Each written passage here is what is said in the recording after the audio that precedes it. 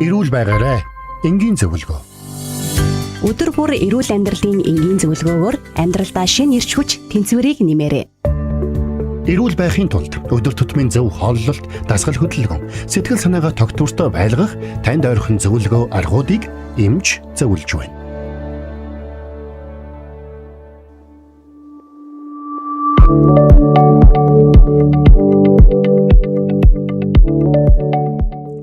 Гэрбэлийн радио 104.5 84.5 тайлгуун сонсогч танд яг энэ цаг мөчийг радиогийнхоо 2 дугаар эфирээс хүргэж байна.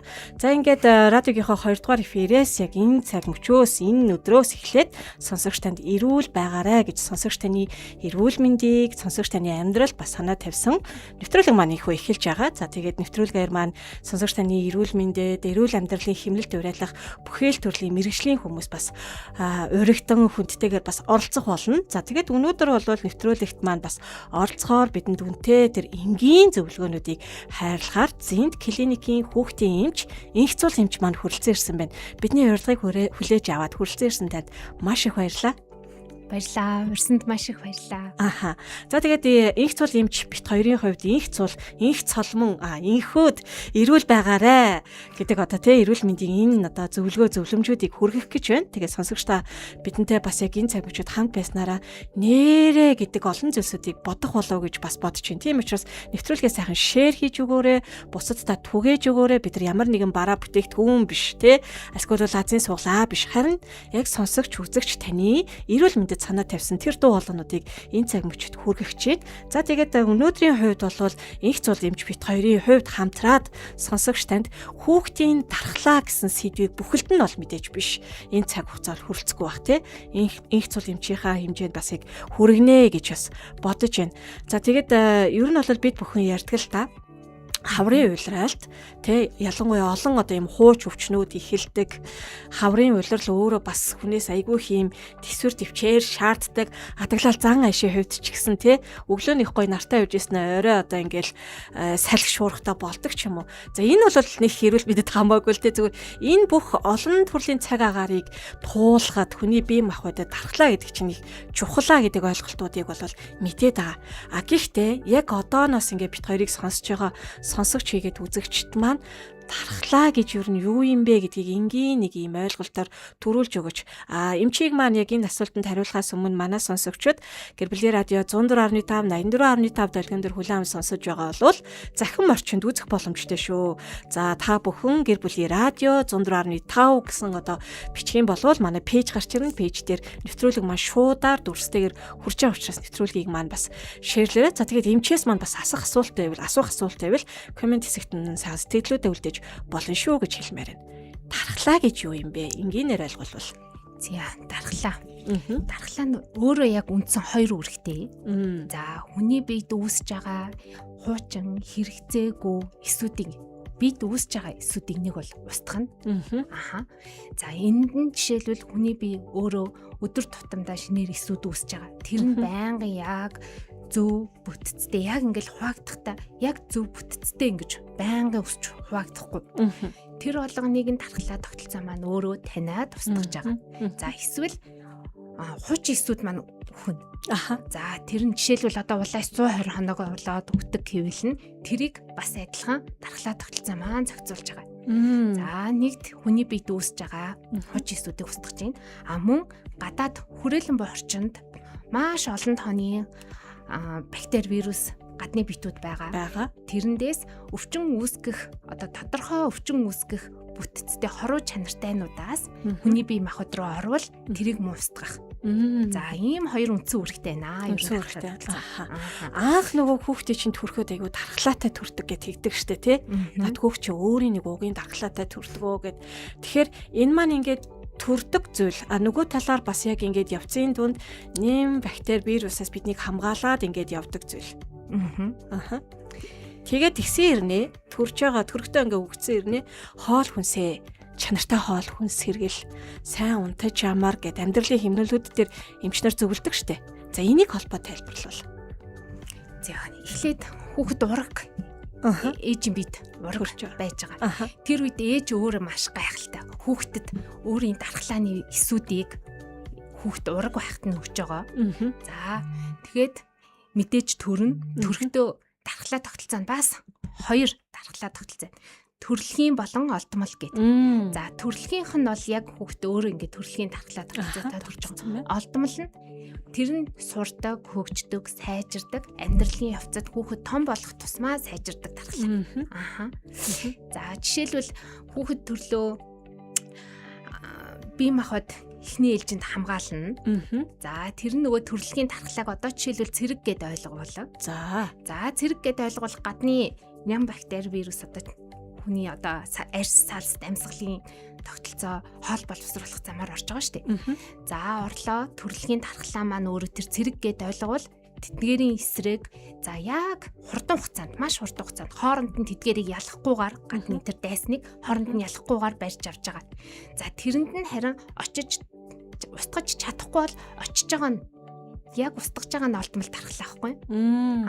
Гэхдээ тэр нь хүүхдэд 0-5 нас хүртэл өсдөг, хөгждөг, суралцдаг. Тийм процесс болохоор хүүхдүүд ерөнхийдөө бол ойр ойрхон өвчлөнө. Тийм болохоор нөө эмчнэр маань хүүхдийнхаа дархлааг дэмжээрээ тий. Шууд өвдлөө антибиотик гэхээсээ илүүтэйгээр анханасаа ингээд тий нөгөө илэрлийнхаа чанар тохируулаад насанд нь тохируулаад дархлаагийн сайн дэмж адаглал Д витамин уулгах ч гэдэг юм уу тий. Энэ зөвлөмжүүдийг өгдөг шүү. За хоёулаа 0-5 нас гэдээ ярьчихж байгаа юм чи ер нь яг ийм хүүхдүүдтэй эцэг эхчүүдэд хандаад бас зөвлөө явчих гэж бодож чинь тий. За яг одоо хаврын уйлралт хүүхдийнхаа дархлааг дэмжих витамин, минералууд юу ээж болох уу? За дэг байлаа гэхэд яг хиттэйг уух хэрэгтэй юм бэ? Өрхийн эмчнэр бол 1000-аас 2000 таг зөвлөдөг. Гэсэн захимаар ч юм уу, онлайнаар ч юм уу одоо ярьж байгаа эмчнэр болохоор 5000 таа бол өдөр тутмын хэрэглээ гэж зөвлөдөг. Том хүний хувьд л та. Хүүхдтэй яг хэдийг өгөх ёстой. Ялангуяа бага насны дээр төлхөө ярьчээ. Витамин яах ёстой, витаминтай хавсраад ямар витаминууд бас уулгах ёстой байж болох уу дархлаанд тий. Дархлаанд гэхээр за өстой жинхэнэ маш олон зүйл ингээл хамаарагдах гал юм л та. Тийм. За ганцхан Д гэд ярих юм бол мэдээж Д витамин дархлаа тогтолцоонд нөлөөж бүр даавар төст бүхэл Д витаминд оролцохгүй хийж чадахгүй бүсдөө дархлаа даавар төст тийм бүтээгдэхүүн байгаа даа шүү дээ. Д витамин нөр. За энийг гэхдээ хизээч хэдүүлээ тунгийн нэхтүүлэхгүй. Тогтсон тунгаараа л. За жишээлбэл одоо хүүхдэд за бүр макстал 1000 эднийц. Хоногийн тун. Гэхдээ ээж аав чи 1000 ОЮ гэж бас байл шүү дээ. ОЮ. Тэр нь эднийц. Эднийц гэсэн үг. АЮ. Нэг чинь. Тэгснээ өөр бас граммаар нь хэмжээ явуучих юм. Тэр нь бас яадаг бай. Үгүй хэмжээс нь угаасаа л АЮ байгаа. Олон улсын нэг чинь. За ер нь тэрийг л харах юм байна тийм. Ээж аав нар тэгэхээр даанч өвдөх үед нь дархлаагийн дэмжих гэж ийн гээл тунгийн нэмэгдүүлээд ч юм уу өгөөд идэг. Тэгэх ямар ч шаардлага байхгүй. Илүүдлээгээ дархлаа дэмжигдэхгүй. Угаасаа л хэдүүлээ хоногийн авах хэвээр хэрэгцээгээрээ л авна. Тэгэхээр 1000-аа л өдөр тутамдаа л уугаад тий. Зөвхөн өвцөн өндөр тунтайг уухаас илүүтэйгээр 1000-ыг л нормал уугаад. За одоо ингэж яддаг штэ. Дэг кальц шимэгдүүл тийм гэд нэг хаанаас ч үлээ сонсцоо. Тэгэхээр зэрэг кальц тэгснэ дотор чин кальц чин өөр юм шиг он тий. Кальц, кали яг эдгээр нэг төрлийн минерал байд юм уу яадгийн. За кальц бол яг хөө Д кальцтэй ч юм уу Д ингээд Д гэснээр К3 муруу гэд бас ингээд явчихад байгаа байхгүй. Хавсарсныг уурчвал болох бах. Хавсарсныг ууж чадаагүй үед кальц нь хиддэг байх хэрэгтэй байдаг. Энд дээр хэдүүлээ нэмэгдлэр яагаад Д витамин уугаад байгаа юм гэхээр бид хэд өөрсдөө одоо Монгол орны газар нутгийн байршил нэгдүгээрт нөлөөлж байна. Хоёрдугаарт хүнснээс авж байгаа Д витамин авж яг чадж гин үү гэдэг дээр бас дутагдaltaй байгаа даа. Асуудалтай. Манай монголчууд ч өөрсдөө Д витамин ямар хүнсэнд илүү нөлөөлөх байгаа гэхээр далайн гаралтай бүтээгдэхүүнүүдэд. Гэтэл манай Монгол тэрийг байнга өдөр тутамдаа идчих чадахгүй байгаа. За сүүн дагавлагдлаа гэхэд л тэр нь бас л бүр өдөржингөө байнгын сүү ууж ижил нэг юм хоногийн хэрэгцээгээ за бараг авч чадахгүй тэгэл авч байгаа. Тийм учраас хэдүүлийн нэмэгдлэр Д витамин ууж байгаа. Бусад эрдэс минералууд бол бид үүснэ. Заавал нэмэгдлэр уух шаардлага байхгүй. Д витамин нь өөрөө кальцийг яс руу зөөвөрлөдөг. Тийм учраас хэдүүлээ кальцтай холбож яриад нь л да. Тэгтээ кальцыг нэмэгдлэр хүүхд уух шаардлага байна. Шаардлага байхгүй. Тэр өөрөө тэгээ шимэгдчихдэг гэсэн үг юм уу тий? За. Энэ дээр ер нь тэгэл айгүй олон юм төөрөгдөл яваад тахаар ялангуяа нэг юм чинь ингэж хэлэхээр нөгөө юм чинь нүггүй юм гэд тэгэхээр яг яах ёстой юм болоо гэдэг нэг ийм байдалд хүрээд идэх баг. Тэгээд за тассан сурснараач гэдэг юм те. Аль нь илүү хүчтэйгээр ингээ ихтгэл үнэмшилтэйгээр ярьчих гэдэг юм те. Тэрэнд нь баг ингээд үнэмших гээд байдаг л да. За окей. Тэгвэл манай сонсогчид яг энэ дээр нэг юм нэгцэн ойлголттой болж байгаа хаа гэж бодож байна. Хүүхэд жилд хэд хэдэн удаа ингээ өвдөх тохиолдол байдаг те. Жишээлбэл одоо манай энэ жил тэгтээ би чинь 4 хүүхэдтэй. Манай бага айгуу гайгүйс гарцсангүй. Ер нь хөлдөөнийг ингээд те ханаад хүрдэг ч юм уу. Тэгсэн чи том маань айгуу хөвдсөн. Бараг миний санджаар 4 5 өвдсөн үгүй юу. Тэнгүүд зүгээр автоматар юу гэж бодож юм гэхээр тархлааг л хамгаалахгүй болохгүй нэ гэл ингээд бодогдож байгаа байхгүй. Тэгэхээр ерөөсөө энэ нэг жилд ингээд олон дахин удаа ингэж өвдөх нь хэвийн зүйл үү. Ер нь одоо те яг ямар тохиолдолд эцэг эхчүүд ингээд дахин өвдөд байвал дархлаа муудлаа гэж үзэх юм уу? Эсвэл бол халуурхаар ч нэг яг дархлаа нь ингээд хамгаалж ингэж бас үздэг штэ тий. Олон дахин өвдөх асуудлыг юу гэж бодож байна. Нэгдүгээрт нь хоёрдугаарт нэг кейс ярихад хүүхдэнд дөнгөж одоо ингээд гидсэн гүйлгээд эдгэрснийхаа дараа бараг эмнэлгээс гарсныхаа дараа дахиад томоогийн ингээд халтур авчиж чинь л та. Тэгэхээр энэ бас ингээд дархлаас суларсан гэж үзэх үү, юу гэж үзэх вэ те? Уг нь бидний ойлголтоор бол антибиотик уугаад за баасныг одоо нөгөө power bank шиг л бодоод байна л та. Тэ нэг сайн цэнгэлцсэн юм чинь 2 3 удаа гайгүй ингээд те цэнгэлгүйгээр уцаа өрөө цэрэглээ явчихна гэж ойлгоод байгаа байхгүй. Тэр шиг ойлгож байна тийм миний. За. Тэгэхээр хүний бие махбод гэдэг нь өөрөө яг нэг юм гоё технологи биш байгаа даа. Шинжлэх ухаан. Өөрөө ингэ өсч хөгжиж байгаа. Бүр маш юмтай ингэ уялдан хамааралтай байгаад байна. За жишээлбэл хүүхэд төрөхтөөл за бүр ингэ төрснөөс нь ахуулаад бодоход яг гүц төрж гин үү?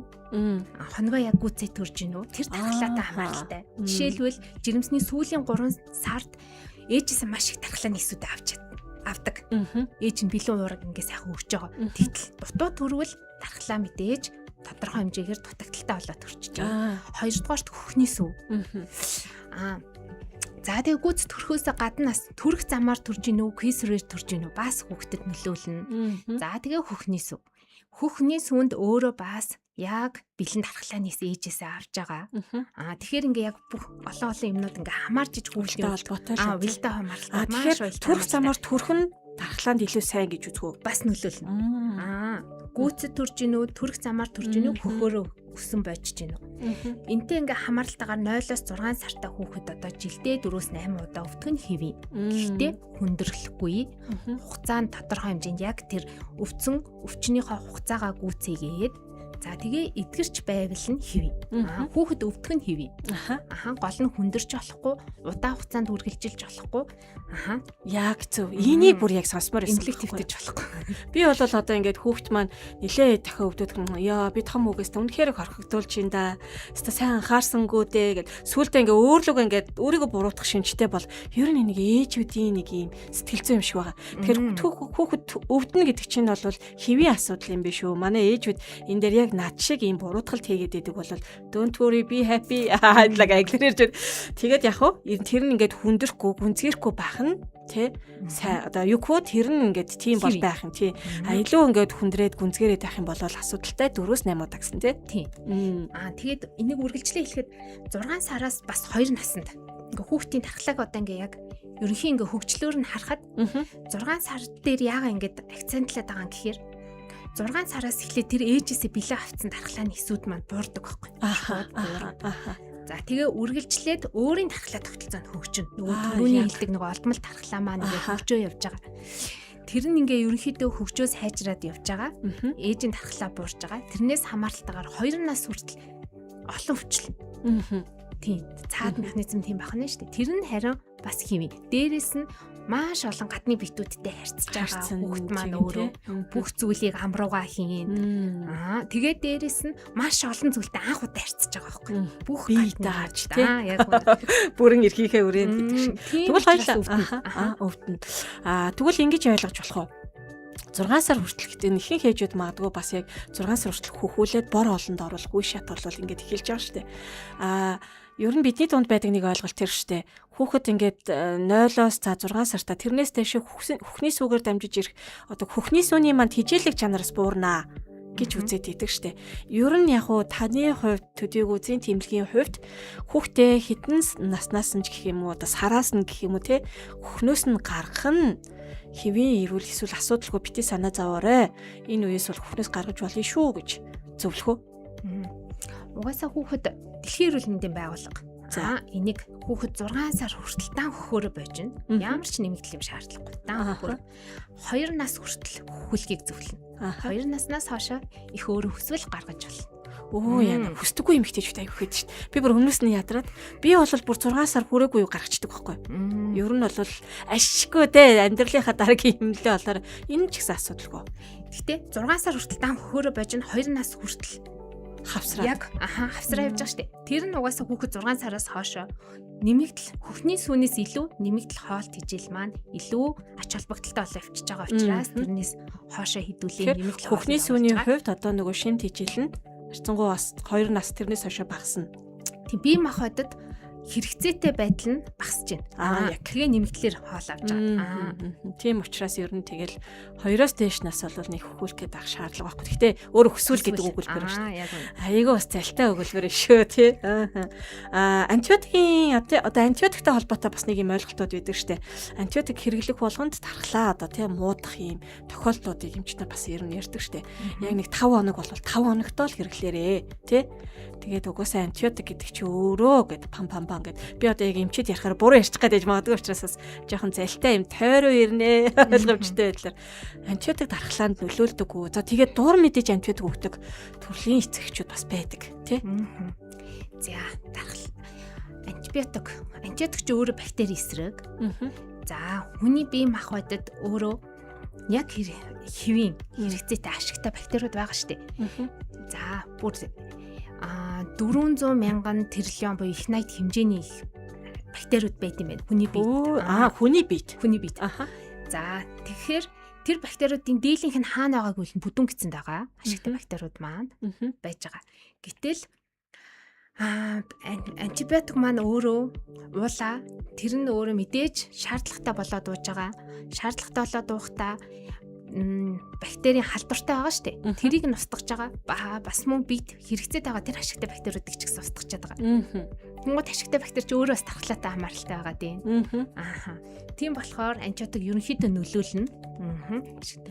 Тархлаанд тодорхой хэмжээгээр нөлөөлнө. Тийм учраас яг л эмчийн заавраар тий. Тиймээс заавал эмчийн заавраар. Тэгэхээр зарим ээж аавнаар халуурангуучууд заавал нэг юм хүсээд идэг. Тэр нь бараг л антибиотик. Гяслныг антибиотик угаал ингээд сайжирчих гаддаг. Тэр ихтгэл 37.5 хүртэл халуурах нь хэмээн үзэгдэл. Тэ халууралт нь өөрөө 37.5-аас дээшээ халуурах нь хэвэн баггүй. Үгүй дээшээ халуурах нь халууралт тахгүй. За тэгээд 38.5 гэж байгаа лөө тий. 38.5-аас дээшээ өндөр халууралт болоо явчихна. Тэр хүртэл нь бол халуурах нь гайгүй бити сандраа гэдэг шүү дээ тий. 38 болоод ирэнгүүт ингээд төвшдөг аауд байдаг шүү дээ. Аауд сонсч байна. За асуултад ирсэн байна. Улирал солигдох энэ үед 0-5 насны хүүхдийн дархлааг яаж дэмжих вэ? Яг нэг гоё тий аргачлалуудыг хэлээч гэж болж тий. Байж болох уу, хоол явах уу, юу байх уу тий. За үүн дээр ингээл зэрэгцээл дархлаа юу лээ? Дархлааг сайжруулах маш олон юм бэлтгэлүүд ингээл байж идэг. Тийм шүү дээ. Эдгээрүүд нь яг дархлааг сайжруулж байгаа маяг үл нүгүү. Зүгээр тэгж зарагдчихж байгаа юм бэлтгэл маркетинг байгаад байгаа. Тийм үү. Гэтэл хүүхдийн дархлааг яг хүүхд гэлтгүй ер нь хүний дархлаанд яг чухал зүйл нь юу юм гэвэл мэдээч нойр. Хоол. Яг үнэ. Тэгэхээр хэдүүлээгийн нөгөө зөв хөвшил маань өөрөө дархлааг доктортай сайн байлгана гэсэн үг. Амьдралын зөв хөвшил. Хүүхдээ яг цагт нь унтуул тий. Яг үнэ. Одоо 22-оос хойш битгий оройтвол тий болж игэл 20 гэж оронд нь оруулаад за нойрны үед бол бүтэн нойр байна, хоол үсний илчлэг амин дэмтэй хоолууд байна тий. За тэгэл нөгөө нэг гэрийн арчилгаанууд бас ордог байх л та тий. Хар цай шөөсийсэн юмд усанд оруулах ч гэдэг юм уу тий. Тэр тэгтээ. Гэхдээ за одоо тийхэ байц. Яагаад?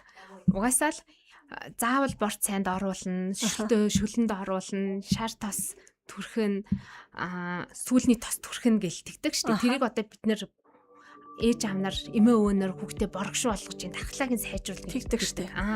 Гэтэл ангаах ухаанд эзэж тийм нотлоготой юм байхгүй. Шаардлагагүй тийм хийхгүй. Харин ч тэр нь яг жинхэнэ бүх ингээ бактери бүх юм ингээ устгаж байгаа юу гэдэг дээр бас жоох эргэлзээтэй байгаа байхгүй. Зүгээр л нэг гар аргаар авсан юмнууд ингээ түрхэд идэг. Зүгээр л арьсан дээр нь хитүүлээ гүйцэд хөгжөөгүй байгаа арьсан дээр нь л бор цай шүлтэн усанд оруулаад идэг. Тийм угаасаа нотлоготой тийм. Яг ийм юмны дараа гэхдээ хүүхдүүд аюу сайн унтаад байгаа юм шиг санагдаад идэв шүү дээ. Бас тийм нотлоготой юм уулаасаа байхгүй. Нотлог байна тий. Одоо нөгөө нэг Зинти маань хувьд бол мэдээж сандаачлагч нь навчаа амч. Навчаа тав амч хийсэн тий. Тэгээд өөрийнхөө яг нөгөө гарын одоо эмч нартаа бас яг зөвлөмжүүд өөрийнхөө эрдэм шинжилгээний хүрээнд хийсэн туршилтуудаа энэ зүйлсүүдээ та хэдэд хуваалцаал ингээл явж байгаа. Тэрнээс гарч ирсэн л юмнууд яригдчихээн гэсэн үг шүү дээ тий. Тэгэхээр манай сонсогчид яг Зинт клиникийн бас яг энэ мэдээллүүдийг хүлээж авч сонсч байна гэж ойлгоорой. За хам одон чимээ сонсогч маань өдрийн мэнд гэж орчсон байна. Өдрийн мэнд. За тэгээд бид нар 0-5 насны хүүхдийн дархлааны талаар ярилцж байгаа учраас яг энэ насны хүүхдүүдтэй эцэгчүүд ах юм бол нэвтрүүлгийн маань сайн шеэрлэж өгөөрэй. Дархлааны төвшин шалгах тусгай шинжилгээ гэж байдаг уу гэж байна. Тийм асуулт ирж байна. Одоо нөгөө дээг бол ингээд тогтоод өгсөн мэлээ шүү дээ, тий? Дээгийн нөөц хэд байна гэд ингээд тий. Яг тэрнтэй адилхан дархлааных нь хэмжээг тогтоох шинжилгээ гэж байх уу гэж байна. Тэгвэл хүүхд маань бүр ингээд төрөлхийн анхдагч юм уу? Хоёрдогч бүр дархлаа хомсдол гэдэг юмроо орох гэдэг.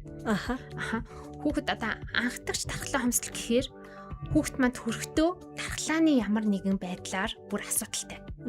Төрөлхийн нэг асуудал, төрөлхийн дархлаа хомсдол, дархлааны эсийн асуудалтай байх гэдэг байгаа байхгүй. Тийм үед хүүхэд угаасаа маш олон удаа өвчлөн ёстой нөгөө нэг төрөний хилдгээр хүндрэн өвчин идэгрэхгүй удна, давтамж нь олширна. Тийм үед бид нэр дархлааны ёстой жинхэнэ нарийн төвшнгөөр тэр дархлааны эсүүдийнх нь хэвийн хэмжээтэй ингэж шинжилгээ авах шаардлага гарна гэсэн. Хэрвээ тийм үед тийм биш бол тэгэх шаардлага байхгүй. Тэгэхээр тэгэж шинжилдэг гэсэн үг юм шүү дээ. Тийм. Танай амтлаг дээр хийгддэг үү? Үгүй. Бүр шаардлагатай үед. Бүр эсүүдийг нь харна гэсэн үг байхгүй. Хэвийн хэмжээндээ байна уугүй. Яг тийм шаардлага гарвал ер нь хаана яг тийм шинжилгээ хийгддэг вэ? Зүгээр ерөнхий шинжилгээнүүд хийгдэнэ. За тэндээс нь тэгээд эмчнэр надаас харж болох нь шүү дээ, тий. Хит цэвэрч байх нь аюултай юу? Тий. Цэмцэгнээд л одоо ингэж ханддаг шүү дээ, тий. Бүх юмыг л өстой.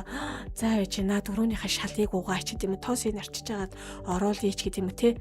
Бараг л температурыг үзэл яг хүүхдэд тохирсон температур гэж ханддаг. Би яг тийм аав ээж хоёрыг бол харж ирсэн шүү. Тийм тэгээд энэ өрөөний үнэр нь жоохон тийм байна. Ер нь ингээд тгий. Яг бид нар ерөнхийд нас нэг анхаардаг ч гоё агаар оруулах хэрэгтэй сэлгэр. Гэтэ хит цэвэрч байх нь. Төрөний хилдгээр угаасаа ингээ хүрээлэн боо орчинд бүр өстө маш олон тооны бактери вирус гадны байгаа. Тэдгээртэй хүүхэд болгоо ингээ харьцана. Хүний бие махбод руу орно. Тэрнтэй харьцах тусмаа хүүхдийн дархлаа тэрэнд нь хөгжиж суралцж байгаа байхгүй.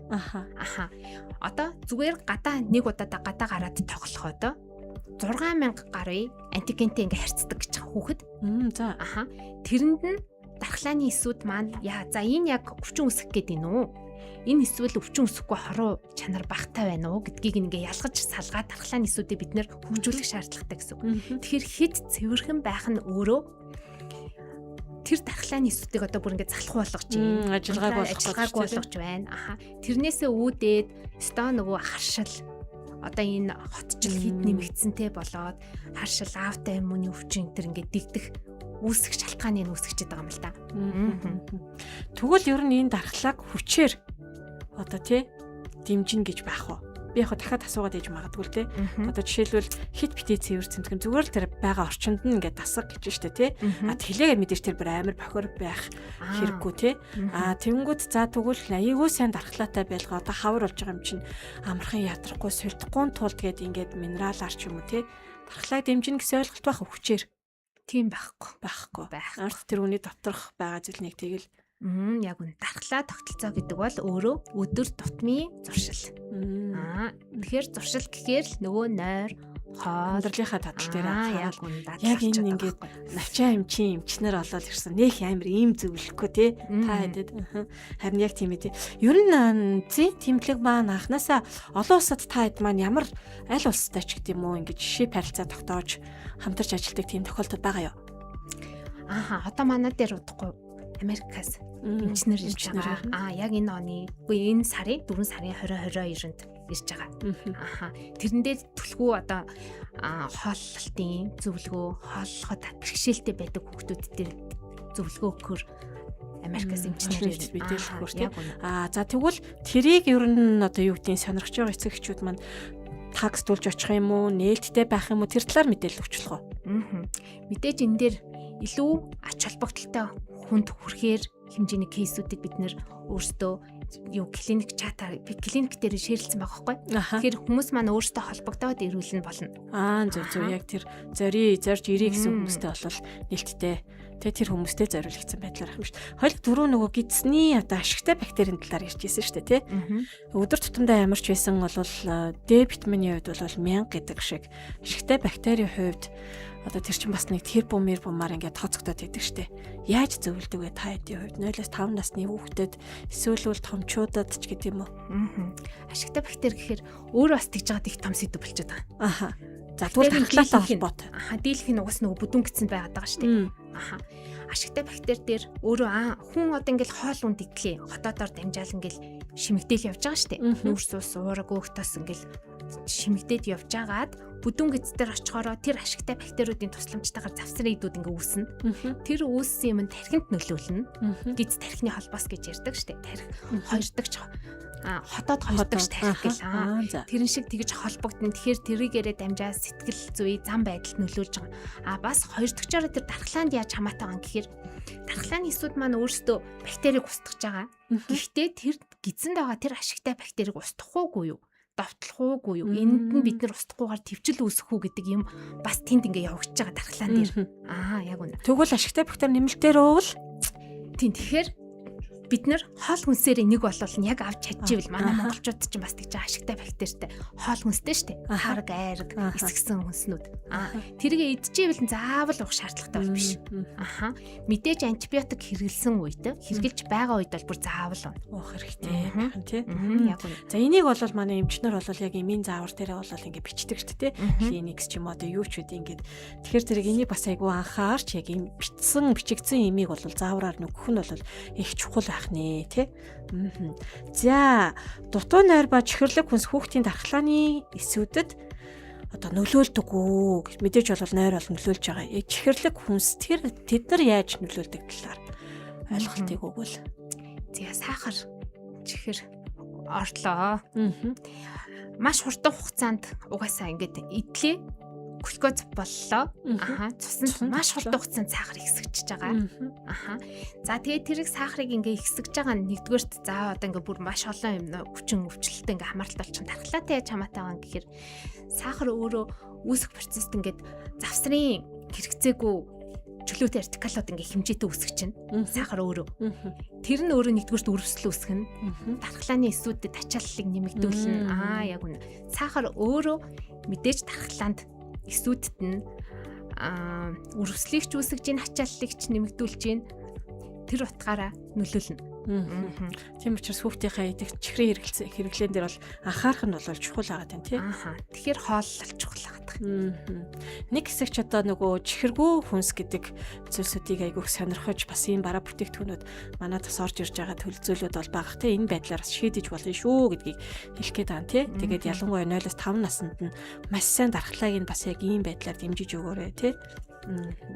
За хүмүүс дарснаас болж өвдөлтгөө гэдэг тэгвэл өвчин үүсгэгч нэм вирус нь одоо яг энэ хүйтэн агаараар дамжаад ирж байгаа тий энэ талаар одоо юу гэдэг. За яг энэ талаар ингээд та ойлгож байгаараа тайлбарлаж өгөөч.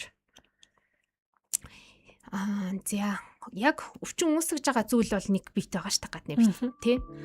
Даарахад тэр бит одоо даарахад тэдгээр битүүд маань үржих таата нөхцөлийг бүрдүүлчихдэг. Бит. Бит таата орчин үүсгэж байгаа. Гадны бит орж ирээ өсөж үржих таата орчин үүсгээд байна. За арга анх одоо жишээлбэл хамраар ороход л хүүтэй агаар орж байгаа шүү дээ. Ороход хүүтэй агаараа өөрөө одоо энэ хамрын тэр ус хөдөлгөөн гэхдээ ч юм уу сааталнаа учруулдаг ч гэдэг юм уу. Тэгээд тэр үед нь гадны битүүд маань үржих тэр орчин үсэд л өвтчихэд байгаа. Түүнээс даарснаас олж өвдөхгүй. Даарахад нөхцөл нь бүрдээд гадны бит одоо бактери вирусын халдвартай байжгаад тэр нь нөхцөл нь бүрдээд л өвтчихэд байна гэсэн үг. Тийм учраас яг ийм хүйтэн сэрүүний үйлрэлт болвол хувцас тохируулж өмсөө гэдэг шүү дээ. Одоо нөгөө зинт клиник дээр маань ер нь яг нэг ийм удирлаа шилтгаалсан тий одоо нөгөө өвчний ингээл гарлуу өслүүд гэдэг шиг тий одоо ингээд өөр өөр байх л та. Хүйтэн сэрүүний үйлрэлт нэгэнт ярьсных томоогийн одоо төрлийн өвчнүүд бол ингээд игддэг шүү дээ тий. Хаврын цагт ер нь яаж ин ялангуяа танай аймлаг дээр үйлчлэгээ авж байгаа хүүхдүүдийн бяцхан хувьд харахад дийлэнх нь одоо энэ төрлийн бактери нэм вирусаас болоод ингээд иржийнаач гэдэг юм те яг сэрэмжлүүлж хэлэх тэр зүйлсүүд юу вэ? Одоо гэхдээ бас гадуур томоогийн халдвар байгаа. Байсараа л байна. Энэ бүхэл халдварууд байсараа л байгаа. Түлхүү илүү нь түлхүүн томоо бий байна. За яг ингээ хаврын нөхцөлтэй хамааралтайгаар өстой нөгөө гүйлгэлт суулгалт маань ч нэмэгдэж байна. За тэгвэл яг эдгээр зүйлсүүдийг хүүхдүүд маань бас тусахгүй гэдэг дээр бас анхаараасай тий. Тэгээд хоол хүнсээр болон хүүхдүүдээ сайн амрааж ингээд яг энэ тархлааг нь дэмжээрээ гэдэг талаас нь бас бит хоёрын яриа ерөөхдөө зөвлөе гэж бодож байна л та.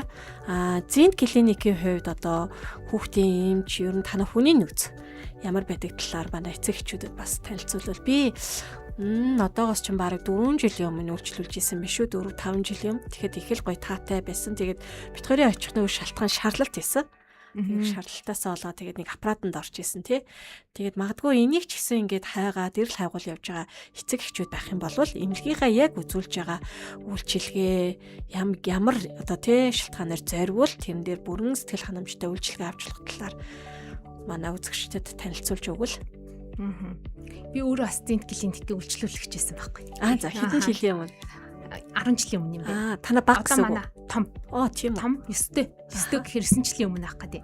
Тэг өөрчлөж яагаад эмч нэлцэн. Тийм. Вау. Шалтгаан нь бас би өөрөө хүүхдээс та амаараа орж байгаа үйлдэл эм болгон дээр нь ач холбогдол өгдөг байсан. Яг үнэ. Яг миний очисон шалтгаан бас шарлалт. Шарлалтын үед нөгөө баахан эмнүүд зөвлөдөг штеп. Урьдчилан тийм тэгээд тэр нөгөө цус билүү илгэнд гэж яг нөлөөтэй байх гэдэг тий. Тийм тэрийг уухаагүй юу гэж бодож байгаа яг үнэ. Тэгэхээр тэгээ яг очисон шалтгаан маань энэ амар орж байгаа имийг яг би уулах уугүй юу гэдэг дээр асууж очсон. Тэгээ уулахаагүй. Тэгэхээр үнэхээр нотлогоон цувралсан. Энэ нэм маань энэ хүүхдийн маань өвчлөлт яг үнэхээр шаардлагатай юугүй юу гэдэг дээр ач холбогдол өгдөг бол очиад үйлчлүүлээрэй л гэмээр энэ да. Нэрээ тийм шүү. Сая ингээд бас яг нэвтрүүлгийн туршид миний хувьд бас яг эмчтэй ярилцах явцад бол аль болохоор эмийг хэрэгэл тэр витамингаа яг тэгээж гэхээсээ илүүтэйгэр хүүхдийн уг нөгөө тархлааны талаар айгүй их дэмжиж ярьж байгаа нас айгүй тийм органик бас айгүй тийм эрүүл тий найдаж болох үс санагтлаа та одоо бид нар чи ингээд өвшин 9 шидийн юм гарч ирэл бүтээгдэхүүн гарч ирэх тэгэхээр уг хүн маань бүр нэг болохоо байсан юм шиг тий яг тэгэж удалцд тэгэхгүй л болохгүй ингэхгүй л болохгүй тийх ёстой ингэх ёстой гэл нөгөө сургийн мэдлэгээр яг ингээ амьдрах гэдэг байхгүй.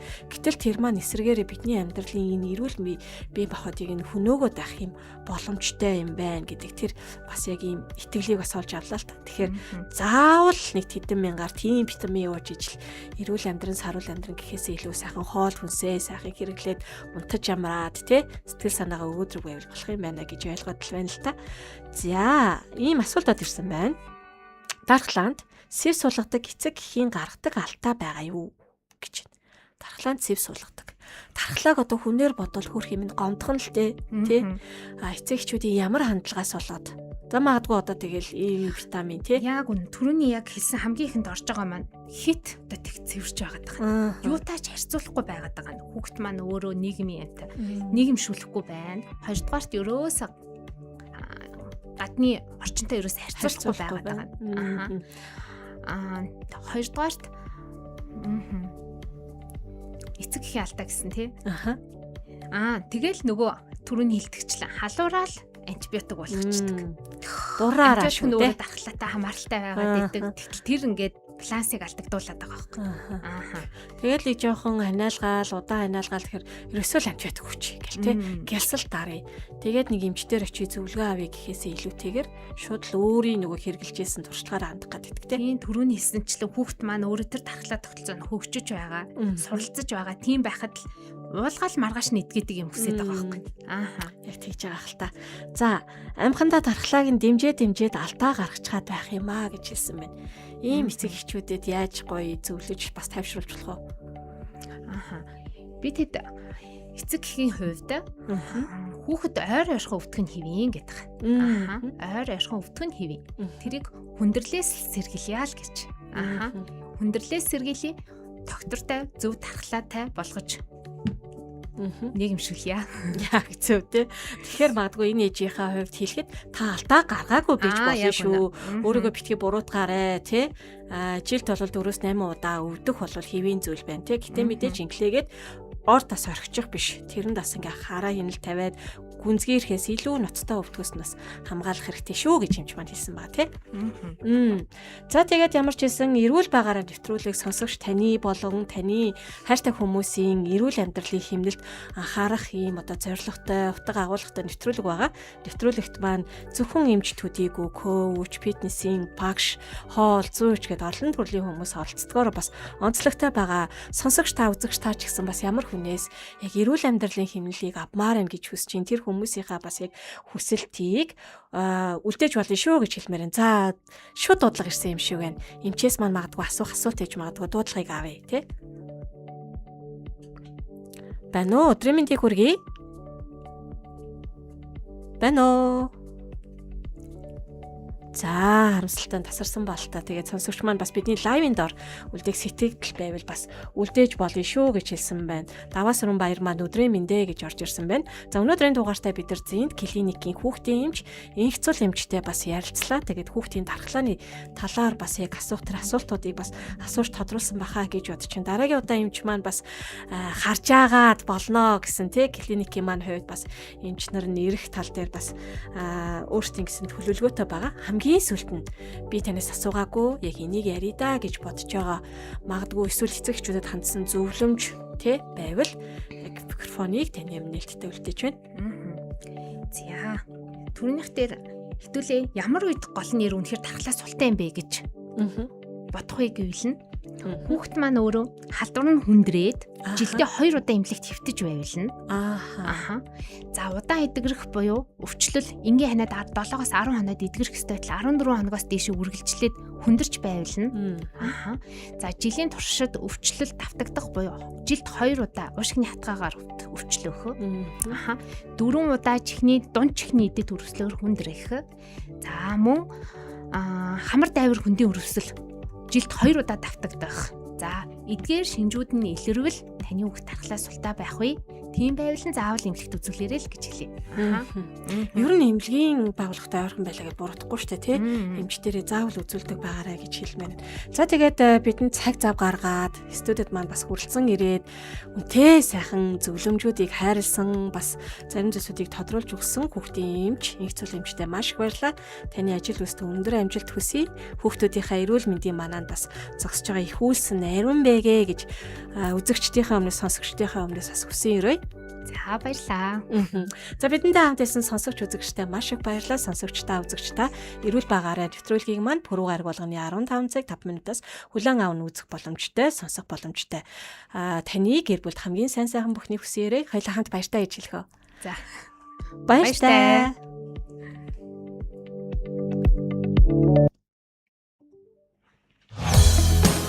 Эрүүл амьдралын зөвлөгөө, амьдралын чанарыг сайжруулах энгийн зөвлөгөө аргыг танд хүргэлээ. Таны өдөр бүрийн эрч хүчтэй хэмнэлийг бүрдүүлэхэд бид туслая. Өөрийгөө хайрлаж, эрүүл байгаарай.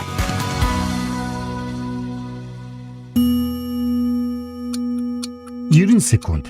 Хүний амьдралд өөрчлөлт авчрах богинохон хугацаа. Зөвхөн 1 минут хагасны дотор